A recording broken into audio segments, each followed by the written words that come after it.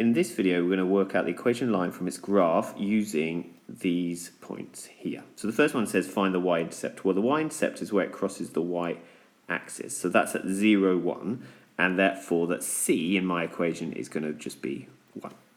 Now I need to work out its gradient, the m. And I do this by making a right-angled triangle and then working out how much it's gone along by and how much it's gone up by. So how much has it gone along by? Well, it's gone 1, 2, 3, 4, 5. So along 5. How much has it gone up? 1, 2, 3, 4, 5, 6, 7, 8, 9, 10. So it's gone up by 10. So to work out gradient is up over along. So in this case, it's 10 over 5. So the gradient is 2.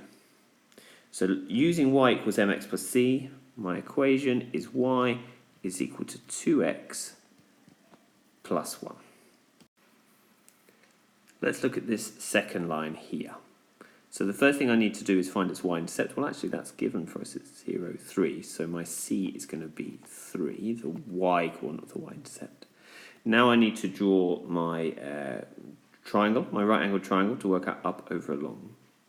So let's do some counting. So we've got, it's only going 2 up, and it's going 1, 2, 3, 4, 5, 6, 7, 8, 9, 10, 11, 12, 13, 14 along.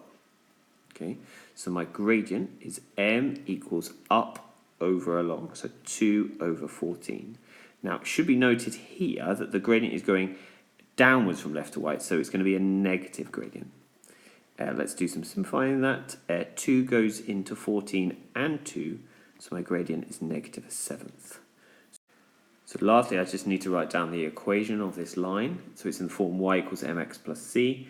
So it's going to be y is equal to negative a seventh x plus